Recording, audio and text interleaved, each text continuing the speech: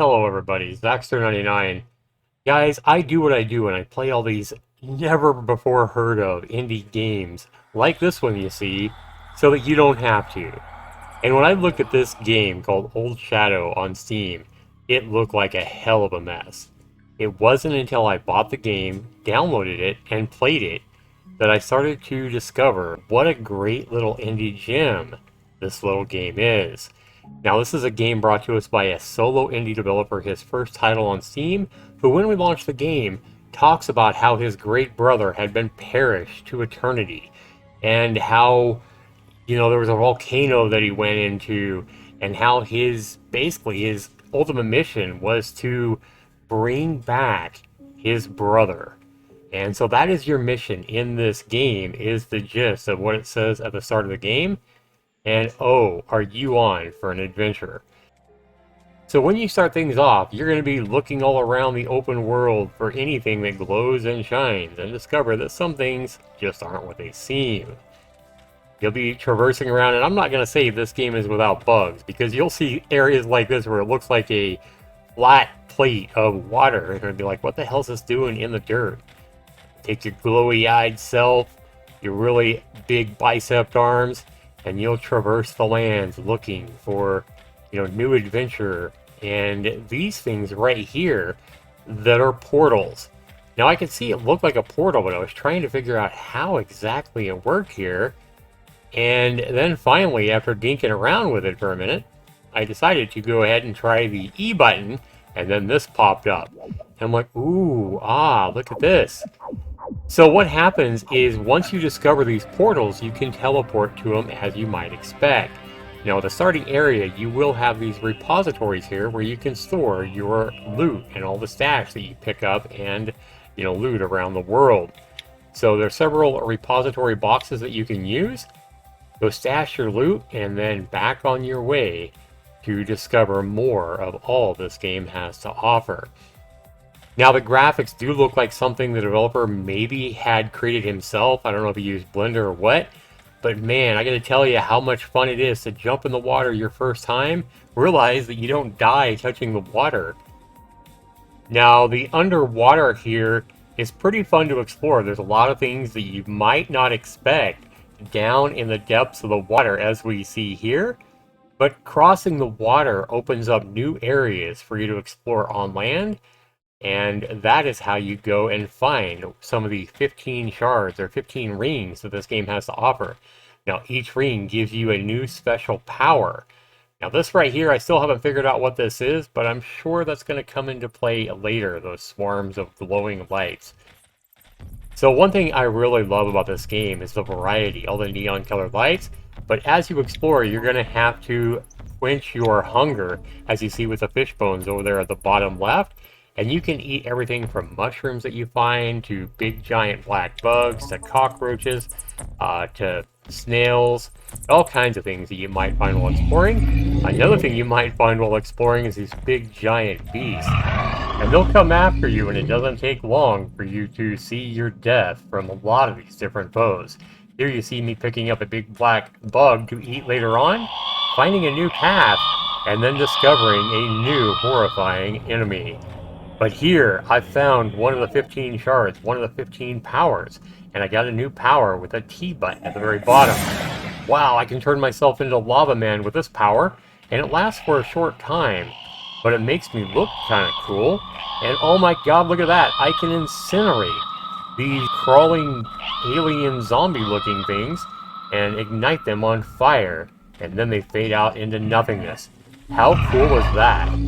Boy, and then let's go ahead and try to incinerate this big mean guy. I didn't think it would work, but look at that. I've ignited him on fire with this new special power that I found. Again, that's just one of 15 rings that you'll find in this game. I think this is a lot of fun to find all these different rings and powers and discover what they all are. Now, while you're traversing around, you're going to come across more and more new areas as you find hidden paths and cross waters. You'll find all kinds of crafting materials like these branches I'm picking up here. And I pick up that one, and then I see yet another new enemy that I have to watch out for. But hey, wait a minute. What about that ignite special power that I just found where I turn myself into Lava Man, and I can basically ignite any enemies in the area around me. Well, let's go ahead and try it here because I see in the distance it looks like another sphere, which means another shard and another new special power. Look at how that last incinerate power just ignited all those enemies around me, and they are now gone, allowing me the freedom to come up here and discover yet another shard to pick up. Now, a lot of these shards do actually give you more of the lore, as you see here. Herod, the red-breasted burgomaster of the Free City, he received the ring as a reward for the torture and execution of heretics. Slowly, the tears of the unfortunate flowed, and the ring absorbed the energy of time. Wow, a lot of this is pretty well written. Some of the grammar is a little bit off, but hopefully the developer will proofread some of that stuff and make it a lot better. I mean, this game just launched a couple of days ago on Steam, and I am glad I decided to try this one out. I gotta be honest here, guys. When I first saw this game, I really thought it was going to be like a miss video or one of my new Get Good videos. But here I'm trying out the new power that I just picked up. It looks like an infinity power, the number 7 there. Still trying to understand exactly what this does, but it doesn't seem to be doing anything to these horrifying, like, crawlers here. Guys, the discovery of this game, the wonder of this game is so much fun. Sometimes you'll find yourself in really dark areas. You'll be, like right here, I was looking up a slope, and then it got really dark and I couldn't see. But one of the powers you'll get is the R power. Now I call it the radar power, and it basically lights up the land and kind of makes it look like a drawing, if you would. And it allows you to pass some of those areas when it gets really dark and see where the hell you're going. It's definitely a good thing to be able to see this world that this developer has created, because like I say, it's just very unique and almost like nothing I've never seen before. Now, I'm not going to say this game is perfect or, you know, the best game you'll ever play, but for an indie game made by a solo developer, a game that I expected to be, you know, a terrible game when I first saw it on Steam, I am pleasantly surprised and really happy I picked this little gem up. It's a lot of fun.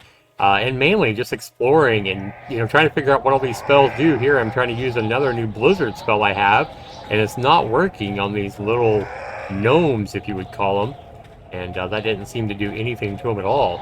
So just trying to figure out what spells do what, where they're, you know, obtained at, and exploring the world is a hell of a lot of fun. Here again, another new enemy for me, and I'm trying to explore and look right behind here. I almost didn't go that direction. But I see the blue light of what looks to be another path over here hidden beyond the darkness. I use my incinerate spell. It seems to be my most effective spell that I've found so far to take out a lot of enemies at once. But again, here I want to show you how the world can go dark all of a sudden, especially after my, you know, my lava heat of my body goes away from that spell. Yeah, I'm in total darkness here. So again, I use this R spell that I picked up early in the game to kind of brighten up the world and make it look like a drawing, if you would. And now I can see my way as I, you know, try to ascend this little hill here and go up to that blue light that I saw over here. Sure enough, it is another archway and a new undiscovered area. Again, I got trapped in a moment of darkness there and used my handy dandy R spell, whatever you call it, radar spell, whatever you want to call it. But yeah, pretty cool here. So I see a path going up this hill here. This is a long climb and a long track, the longest track I've taken yet in this game, off the main lands. I love the flora and all the different glowy colors that this world this developer has created. It definitely makes traversing and exploring this world, I don't know, a lot more fun, I think. This big neon plants, if you would. Man, we're continuing to just go up and up and up. Look at my eyes glowing in the dark here as I look back behind me. Now, this game is only $7 in US currency, guys. And again, kind of dark, so I use my handy-dandy R spell again. Continuing to go up this hill, looking back behind me. The miles it seems like I've climbed to this point. What could this path... Where could this path lead me? What could be hidden behind it? Looks a little bit weird, that ceiling up there, but hey. I mean, Rome wasn't built in a day, right? And this is just a single indie developer that made this. So hey, oh wow. Oh look, it's a new color of neon. It's purple. And yet another portal. What the hell is that thing protecting it over there? Man, I like this, this little pier here made out of stone. All the new colors, the new neon colors of this area definitely shows me that it's a new area that I haven't been to yet before. Now remember, once I go hit the E button on this portal, I will have that connection from any portal that I find in the world. I try to incinerate this thing, thinking it's an enemy, but it doesn't seem to be attacking me. So now let's see, okay, where was I? Where can I go? I'm clicking all these different archways to try to figure out which ones I've discovered and which ones I haven't. So I finally click on one and I go to this area. And I'm like, oh yeah, this looks familiar. I have been here. Okay, got it. Well, let's go ahead and go back into that portal. I want to go back to where I was because that looked like a pretty cool area. So I'm discovering where I was by clicking all these circles on this, this portal. And I find that I was at the Great Lake. And here's that thing I thought was an enemy, and I tried to incinerate just a moment ago. But no, it just gave me a diver's mask. So now I'll be able to breathe underwater. Finally, I can swim as much as I want without having to worry about coming up for air. Wow, how cool is that? I put on the diver's helmet, and it's just one of many helmets that you can actually get in this game. And when I dive into the water here, look what I see. It's like a hidden town down below the water. But what is that horrifying screech that I keep hearing? Oh my god, what is that? Another totally unique creature. It's magnificent. It's huge. That can't be something I can incinerate underwater. Finally, I'm going to have to seek out new spells if I'm going to take this thing out.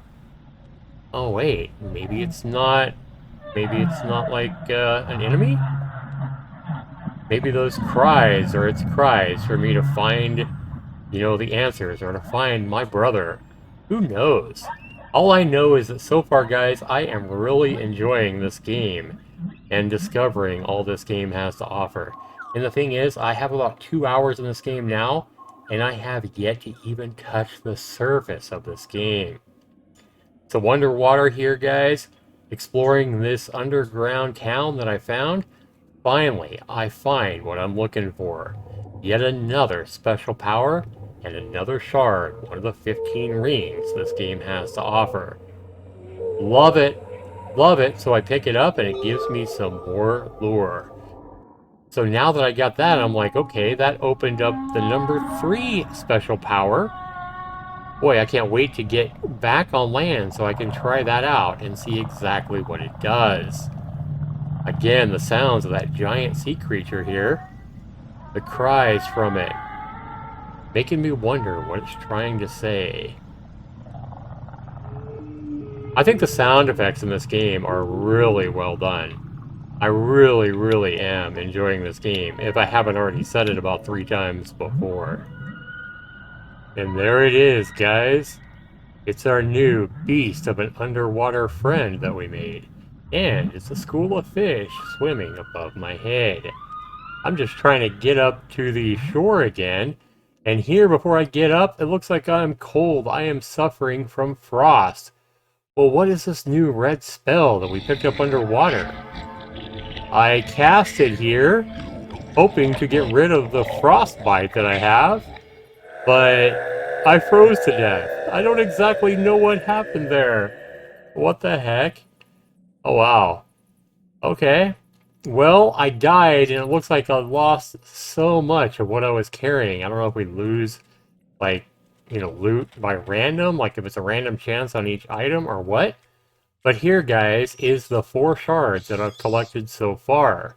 So I only got 11 more shards of this ring or the rings to pick up. And I got a long ways to go. My adventure in Old Shadow has just begun. Now, guys, I haven't even begun to start crafting here. Here you can see I can craft ancient bridges and bone bridges and figure out how those all work and what's it look like? Signal towers or something. I can craft walls and it shows you what materials you need to craft each item, and once you have the materials, that scramble button will light up. So there is so much of this game that I have yet to even explore, and I already have well over 2 hours into this game. You can set up traps, you can make rope and glue and everything like that with materials that it looks like you just find in the world. Guys, I gotta say, Old Shadow here, for a game that I looked at and was expecting to be just a buggy mess by this developer here, the single solo developer, his first game on Steam, available for only $6.99 in US currency, is one of those rare gems that I think we only find when we're really doing what I do, playing games that nobody else is buying, playing games that nobody's ever heard of. Guys, Old Shadow here is a game I discovered. It only had one fake review, an obvious fake review when I found it. My review was a second review, and this is a game I'm going to give a first impression score of a whopping 8 out of 10. Something that has really surprised me. And that score might even go up as I play this game more. If you guys enjoyed this video, be sure you comment down below, let me know. And if this video has inspired you to go out and purchase Old Shadow and give this deserving indie developer a purchase, be sure you comment down below as well. I would love to know. This has been Zaxter99, guys.